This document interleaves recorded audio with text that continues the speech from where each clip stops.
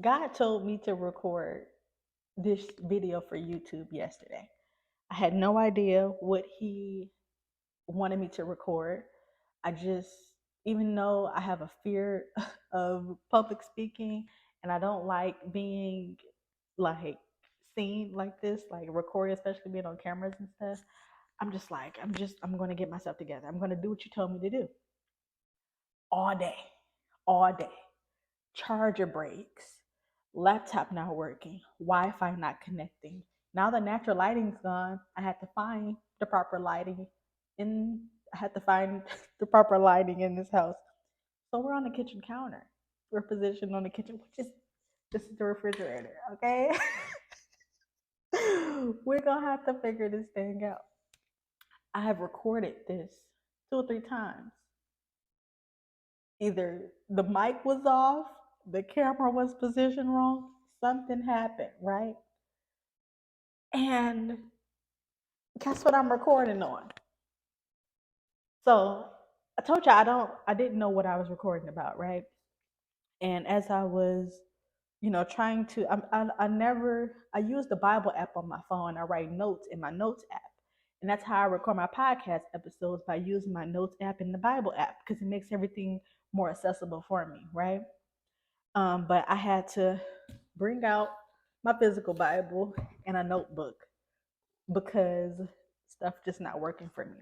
And when I grabbed this notebook, it's a notebook that my cousin bought me for Christmas in 2017. This is how I knew what I was going to record, because as I was positioning, I didn't know what God had me recording. I was just going to sit down and freestyle it, right? Still freestyling this thing, but this notebook says life isn't about waiting for the storm to pass. It's about learning to dance in the rain, right? And I'm like, ah. And as soon as I read that, everything started coming to me, and I knew what I was going to start recording, right? On the inside, my cousin left a scripture. She put Proverbs chapter 3, verses 5 through 6. And it says, to trust in the Lord with all your heart and not to lean on your own understanding. In all your ways, acknowledge him, and he will make your path straight, right? And so in October of last year, which was 2023. Make sure I'm on track because I've been dropping them off. In October of last year, I was experiencing a storm, one heck of a storm, and I was going. It was wild, right? And through that season, through what I was experiencing, God gave me two. Well, He gave me all those podcast episodes in that season, but I recorded 2 podcast episodes that are in reference to what I'll be talking about right now. And so the 2 episodes that we'll be referencing are Fluent in Faith and There's More, right? And both episodes are about Jesus in Jesus' disciples being in a storm, and most importantly, the episode where, the scripture where Jesus is in a boat with his disciples in the storm. Jesus is asleep, and the disciples are freaking out. They are experiencing fear and anxiety, right? They are shook up. And so, as I read these scriptures, excuse me, and God brought these podcast episodes, now I got the hiccups. God brought these podcast episodes back to my knowledge. He reminded me of something that I do, and I don't know, maybe you guys do it also. But he reminded me of how, for instance, when it's a thunderstorm, right, and it's raining, and like I might be in a grocery store and I'm talking to someone, and we're talking about how it's about to rain all night, and I'm like, oh, I can't wait to get home. I'm about to be knocked out. I'm about to be knocked out. This is such good sleeping weather. I'm going to go home and crack the window and get some rest, right? Or when I'm experiencing anxiety and fear, if I can't sleep, sometimes I will turn on YouTube and turn on, I think they call it pink noise, maybe. I think that's what they call it. I could be wrong, but it's when you're listening to the thunderstorms and the rain to help you rest. And it helps me rest really good. But God was showing me how we are so quick in the physical to be excited, to rest when it's a physical thunderstorm. Always talking about how good our sleep is going to be because of the thunderstorm, because of the rain that's happening outside. Or you wake up, I didn't even know it was going to rain. I slept so good last night, had no idea it even rained outside. That we were even about to get rain.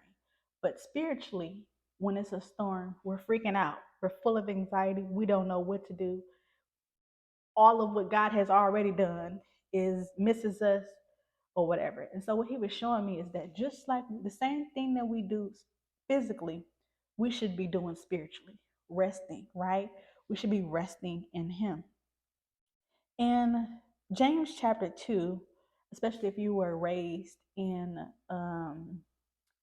if you were raised Christian like I was raised, not just raised Christian, raised in the church.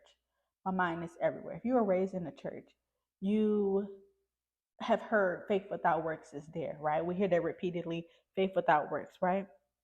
And so God had me go to James chapter 2 and look at the context of that to make sure that we are applying it in the proper context, right? Because there are so many different circumstances in life that could apply to your circumstance.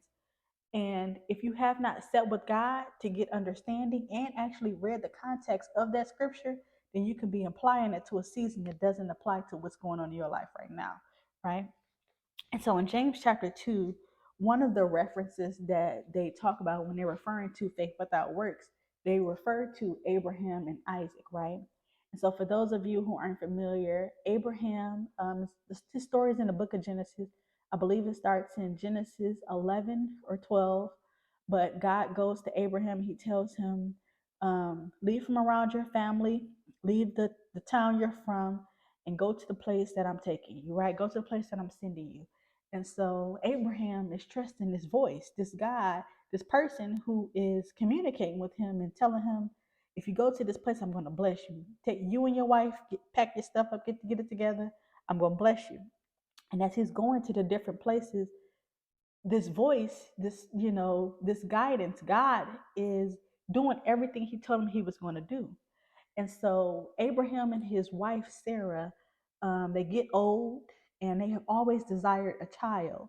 And God had promised, I'm going to give you a child. And Abraham's like, you're talking about all this wealth you're going to give me. How you going to bless me?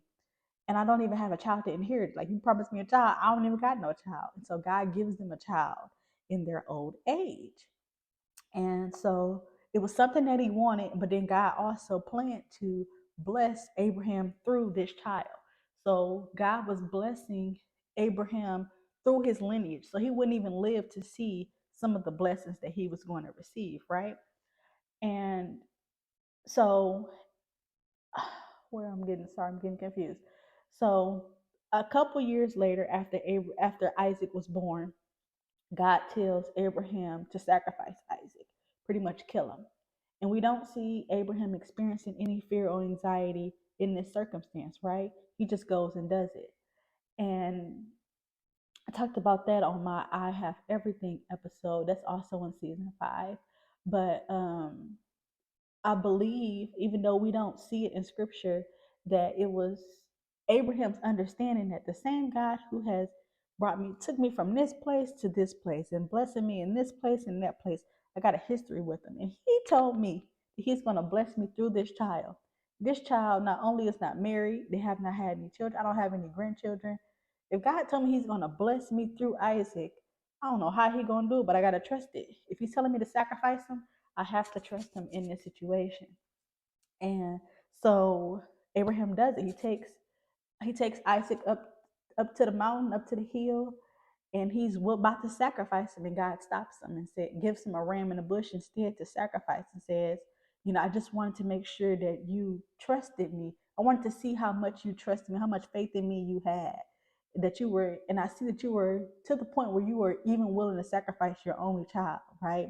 And so then God repeats, his blessings and promises to him after that, right? And so Abraham's faith was working by trusting God, right? He didn't sit and try to figure out, oh, like, how can I make sure I save Isaac? He stayed obedient and he did everything God told him to do, and that was his faith working. In James chapter 2, is talking about also our faith working by seeing people. When we see someone who is hungry, or we see someone who is cold, right? If you see a hungry person and you got groceries, or you have the means to provide some type of food, you don't just say, oh, I pray that you are fed. I pray that you have the food that you need, and you have what you have in your possession, a way to actually meet that need. Your faith is not working by just sending them off, right? Your faith is actually working by saying, well, let me provide you some food, and I'm gonna pray that this keeps you full, right? I'm gonna believe and have faith that you stay full off of what I give you. Or if you're cold, I have a coat and a scarf I can give you. I can bless you with this because I have it in my possession, whether I'm giving you something I already have or I have the money to go buy it for you. I'm trusting and believing that you like this is going to keep you warm. This is my faith working by me providing this for you, hoping that it helps meet your needs, right? Hoping that it's what you needed to meet your need, right? So that is faith working. In Luke chapter 24, Jesus told the disciples, do not leave this city until you get what I have promised you. Had they left the city and said, you know what? God knows everything. He knows where we're at. He sees everything. He knows where we're at. We're going to go somewhere else to another city and hope that he meets us there with what he promised us. Their obedience is what still got them the promise. Their obedience was their faith working. So by taking the time out to make sure we talk to God for ourselves and say, all right, God, daily, hey God, what is it that you want me to do today with what you have trusted me with? Then we can put in proper context what he has and what he wants us to do with what we have right now, right? What's going on today? Because what he told us to do yesterday may not apply to what he has going on for us today, right? And so again, our faith is working when we are obedient. If God told us to do this, then to do that. If you're in the middle of the boat and he says, sleep and rest in the boat, then you need to be in the boat sleeping and resting. If he tells you, do not leave this place until you get what I have promised you, then you need to not leave. Your faith is not working when you decide to go do what you want to do and say, I hope that God meets me here. I hope that God shows up in this circumstance when he gave you clear direction, right? And so I just wanted to make sure that the way he just gave it to me, I gave it to y'all, right? Our faith works when we are obedient. Our faith is not working when we are trying to manipulate God to show up in areas that not only is he not in, but he never wanted for us in the first place. All right. I love you all in real life.